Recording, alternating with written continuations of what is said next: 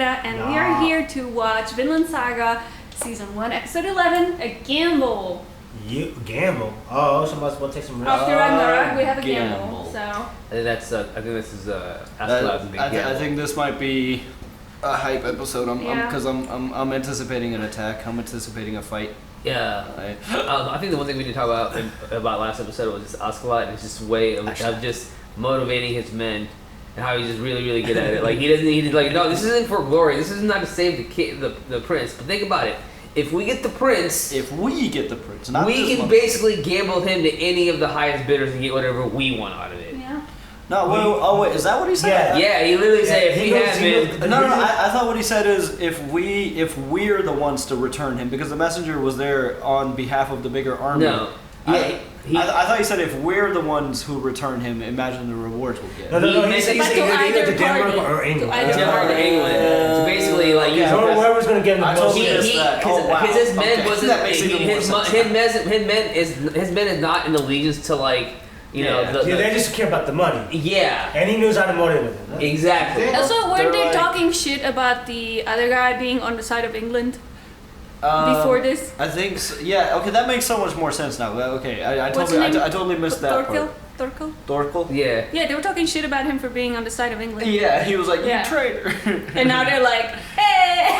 It's just, for them, it's like, you gotta respect that, you know what I mean? It's not the glory of, it's all about the high mighty dollar, baby. Exactly, ain't nothing wrong about that. Bro, they're capitalists. Yeah, that's some people's religion. Ain't nothing wrong with it. I'm gonna make some memes. Alright.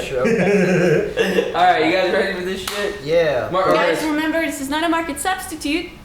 You can find this show on Amazon Prime, where we are watching it as well. Or you can get a DVD. Please support the original release of this show. It's really important that you do that. Also, you can support the Normies on Patreon. We have our own page there with some extra perks, extra videos that you can get every week, essentially every day. If you don't want to do if you don't want to do the Patreon thing, you can just go to our YouTube, watch our videos for free, and support us just by clicking on the like button and subscribe and comment and interact with us. We always try to look up, different comments and respond to them. So we try to stay in touch with you guys. So keep in touch with us.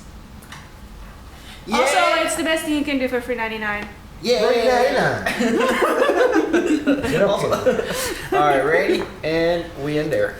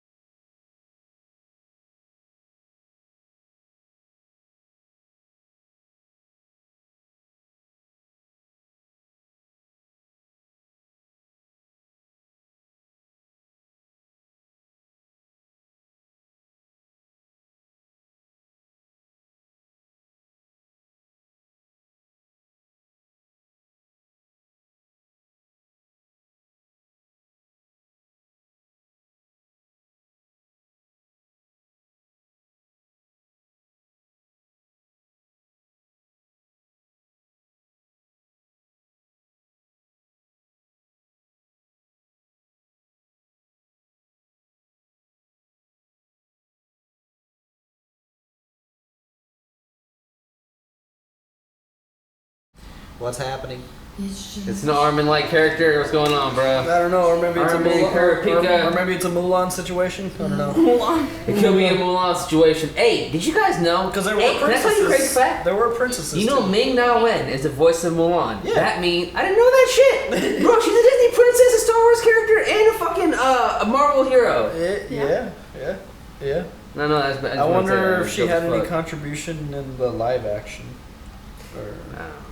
But yeah, I know she was involved in a little bit in that. I don't know if maybe she's like I don't know if she has an acting character, but she was involved in the production. it would be really well. I don't know how closely they did it to the other movie, but it would have been funny to make her the matchmaker in the live action.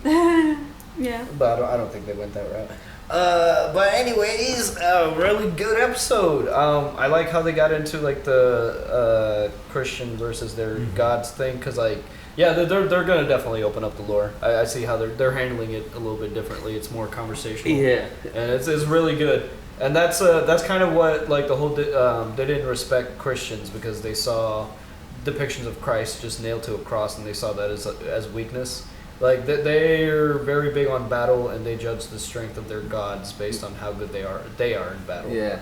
And that's why Valhalla is a big deal to them, because I mean, like they said, like the harder you fight, the better you're standing with the gods when you get there. So that's why they weren't afraid of death. Yeah, and like that fear, that not having that fear of death, just made them so much more violent, Insane. aggressive, insane. Because when you don't have that fear of like dying, you're like, fuck it, let's do it. They literally tricked their mind into, like, death was a win-win situation for them. It's like, if I win this battle, then I'm just stronger and I get to be even in a better position in Valhalla, and if I die, fuck. And the better I do at war, the more people I kill. And then literally he said, in battle. So it doesn't matter what battle or who you fight for. So if we're like, it just whatever battle you're in, it's all about the battle at the end of the day. Yeah. It's fucking crazy motherfuckers, man. And I love how they were talking about how Christian women couldn't feel adultery, and then how they wanted to get with women or whatnot. They were just very, very hilarious with it. Mm-hmm. And I love how they all agreed on that the god or the best, the real god or the best god is the one that made booze. Whoever made booze, yeah. But that was Dionysus, if I'm correct. That priest. The priest said it, yeah. Yeah, the priest. That was awesome, because they all agreed. They all were like, they all laughed at that one thing, just showing that they all have an agreement to something. You know, we can all sit around. I don't know. I thought it was dope. Yeah. It was an interesting scene. I'm curious to see more of the priest, because he seems like the village idiot. Chris is kind of a loser. He's the alcoholic. Yeah, you know what I mean? He's literally going through the withdrawals and tripping out and seeing Jesus. You know. Man. Good episode. Yeah, I'm thinking Canute is like a Mulan situation, which if it ends up being like the princess snuck in, and like, really, you guys didn't notice? You guys didn't notice anything was off with like the long blonde, like. But why would it be Mulan's situation? Mulan willingly came to fight. That's he or she is not fighting. Yeah. Well, I mean, he or she was supposed to. Yeah. She like Canute was made command of the 4,000 soldiers to take back that bridge. Yeah. I think that maybe the prince like died already, but they're trying, like, they found this like personificator. Is that a name? Impersonator. Yeah. I don't know. Doppelganger, maybe. Yeah, doppelganger, and put the helmet on just to like keep the like morale. Yeah.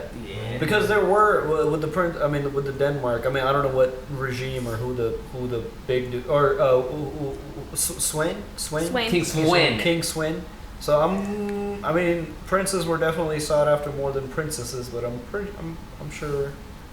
I don't remember in the Viking culture though, man. And I mean, shit, you could be. But he's a Dane, so they were a little different by that time.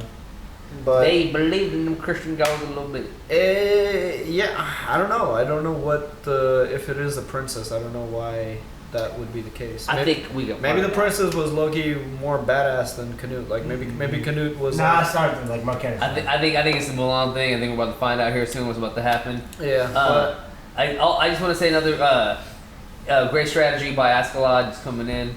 Fire, yeah. I just say, hey, bro, I think he's fucking great. I love the way he thinks. You know what I mean? How they think outside the box. They just no fucks given. Let's burn them. Fucking kill them. It don't matter. Well, he wasn't even trying to kill him. He was just trying to buy time. It didn't matter, bro. You know what I mean, though, right? It didn't matter who he was hurting. I also like to see when the two soldiers were walking and they were like for their party. He's like, wait, you're like, what? Oh, shit! And then the next thing you know, Askeladd's like, fuck both of you. It's great. Love it. I'm starting to like Askeladd a little bit. Dude, he's been killing it. In that like villainous kind. In that. I don't think he's a villain. He's a villain. He's not the villain.